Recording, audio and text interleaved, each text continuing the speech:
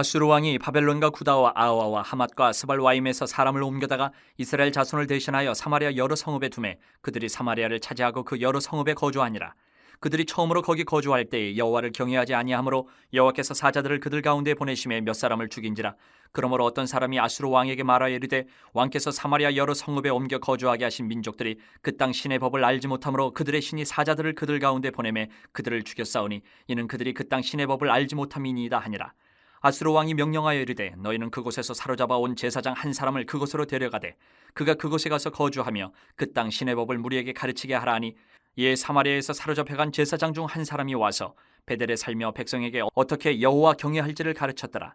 그러나 각 민족이 각기 자기의 신상들을 만들어 사마리아 사람이 지은 여러 산당들에 두되 각 민족이 자기들이 거주한 성읍에서 그렇게 하여 바벨론 사람들은 숫꽃 분옷을 만들었고 굿 사람들은 네르가를 만들었고 하맛 사람들은 아시마를 만들었고 아와 사람들은 니파스와 다르닥을 만들었고 스발와임 사람들은 그 자녀를 불살라 그들의 신 아드람멜렉과 아남멜렉에게 드렸으며 그들이 또 여호와를 경외하여 자기 중에서 사람을 산당의 제사장으로 택하여 그 산당들에서 자기를 위하여 제사를 드리게 하니라. 이와 같이 그들이 여호와도 경외하고 또한 어디서부터 옮겨왔든지 그 민족의 풍속대로 자기의 신들도 섬겼더라. 그들이 오늘까지 이전 풍속대로 행하여 여호와를 경외하지 아니하며 또 여호와께서 이스라엘이라 이름을 주신 야곱의 자손에게 명령하신 율례와 법도와 율법과 계명을 준행하지 아니하는도다.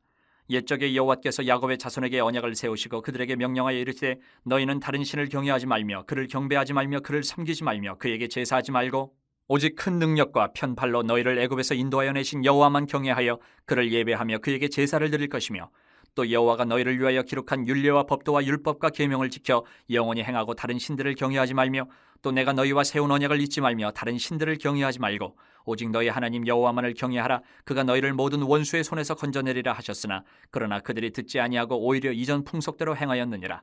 이 여러 민족이 여호와를 경외하고 또 그 아로 새긴 우상을 섬기니 그들의 자자 손손이 그들의 조상들이 행하던 대로 그들도 오늘까지 행하니라. 우리가 종종 이런 이야기들을 하지 않습니까? 예배드리는 모습을 보면 그 사람의 믿음을 어느 정도 우리가 예측해 볼 수 있다. 예배드리는 모습을 보면 이런 말들을 하게 되는데 이 말은 뭡니까? 성도에게 있어서 예배는 그 삶 전체를 대변해 주고 있는 거라고 말하는 거죠. 하나님을 향한 예배가 제대로 회복되고 자리를 잡았다라는 것은 그 예배를 드리는 그 사람의 믿음의 내용, 신앙생활이 올바르다라는 이 말과 같은 말이 되는 거죠. 오늘 그 예배의 모습들을 한번 살펴보면서 우리가 바른 신앙인지 정말 반쪽짜리 신앙인지 이런 것들을 살펴보는 시간이 되면 좋겠습니다. 북이스라엘이 어제 말씀에서 이제 아수르에게 완전히 점령당하고 다 포로로 사로잡혀 갔습니다. 그리고 그 비어있는 북이스라엘 사마리아 땅에 아수르 왕이 다른 이방에 잡혀있는 이방 사람들을 이 사마리아 북이스라엘 땅에 강제 이주를 시켜서 살게 만들어요. 이것이 아수르의 정책이었어요. 여러 나라를 정복하고 그 나라 사람들을 막 섞어버리는 거예요. 다른 나라로 이주를 시켜서 살게 하는 거예요. 그래서 북이스라엘의 이스라엘 백성들은 다 포로로 잡아가고 다른 데서 잡아온 이방 사람들을 이 북이스라엘 땅, 사마리아 땅에 살게 강제로 이사를 시켜버렸습니다. 서로 힘든 거죠. 그런데 이 북이스라엘 땅에 이사를 온 이 이방 사람들은 하나님을 모르는 사람들이에요. 하나님을 당연히 경배하지 않죠. 그러니까 오늘 25절을 보니까 하나님께서 사자들을 보내서 그들 몇 명을 죽이게 하십니다. 이 사건이 이제 소문이 일파만파로 퍼졌습니다.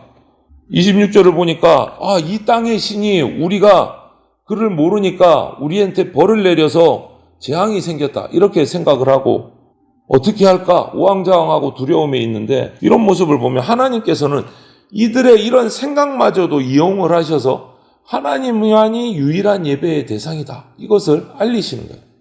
여러분 우리가 바른 신앙이 되려면 예배하는 대상이 바라야 돼요. 아무한테나 예배한다고 바른 신앙, 바른 예배가 되는 게 아니다라는 거예요. 대상이 누군지가 정확해야 돼요. 우리 사람은요 모두가 예배자입니다.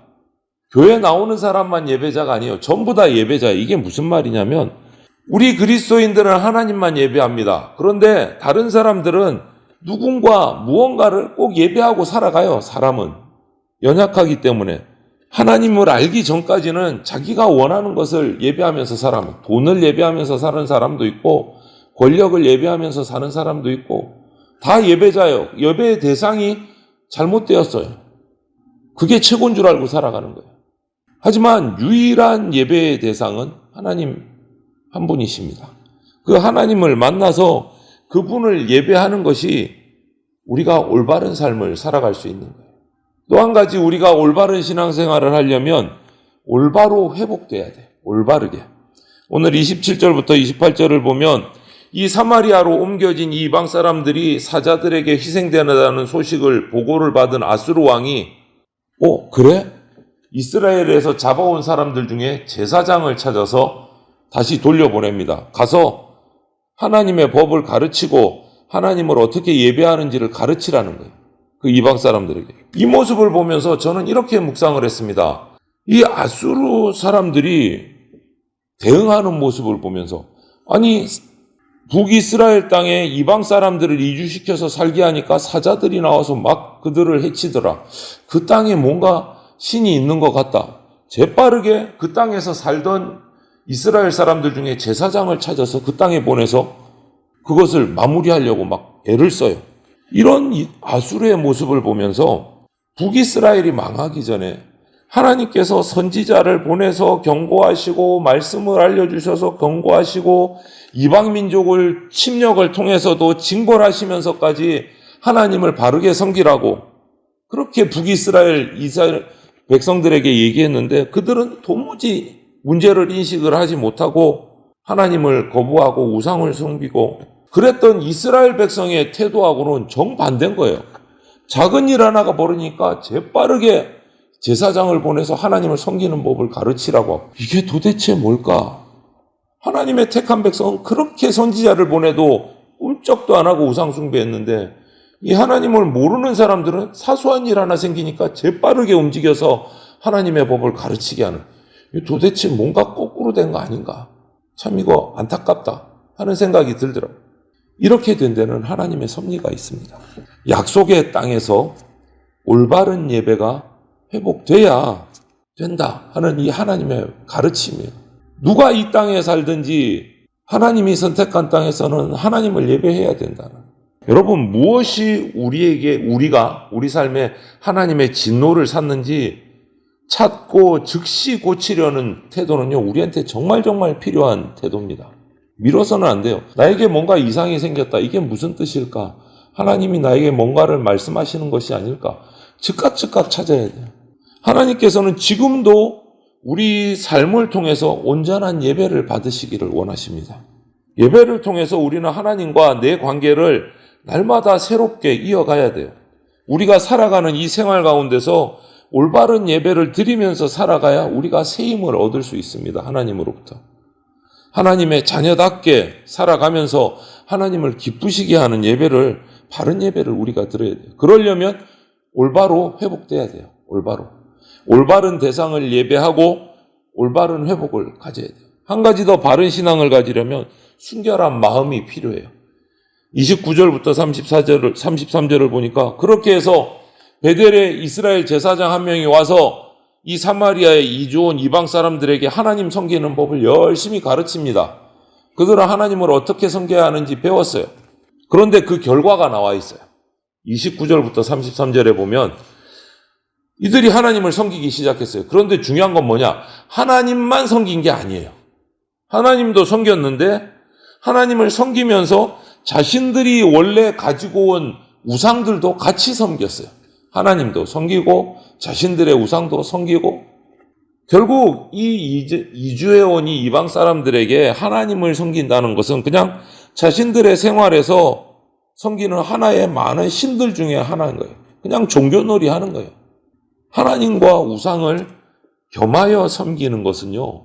북이스라엘 백성이 망하기 전에도 똑같았어요. 그 모습이 그대로 있는 거예요. 오늘날도 마찬가지입니다, 여러분. 많은 사람들 눈에 우리 기독교는요. 수없이 많은 종교들 중에 그냥 하나일 뿐이에요. 그 사람들 눈에는. 이단인지 사입인지 구분도 못해요. 그냥 좀 믿는가 보다 신은. 그 정도예요. 하지만 우리는 유일한 구원자이신 하나님을 만나야 하고 그 은혜로 구원해 주신 하나님만을 순결한 마음으로 섬겨야 돼요. 예배해야 됩니다. 왜냐하면 우리 이 기독교 신앙은 종교가 아니고 생명입니다.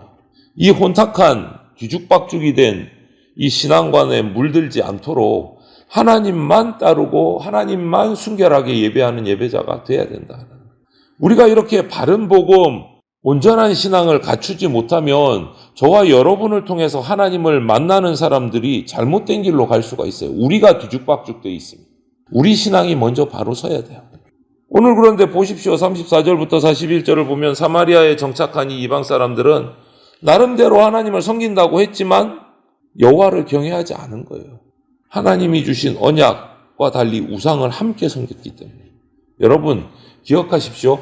하나님만 경외하는 것이 아니면 하나님 경외하지 않는 겁니다. 하나님과 다른 것들을 같이 섬기는 것은 하나님 섬기는 게 아니다라는 거예요.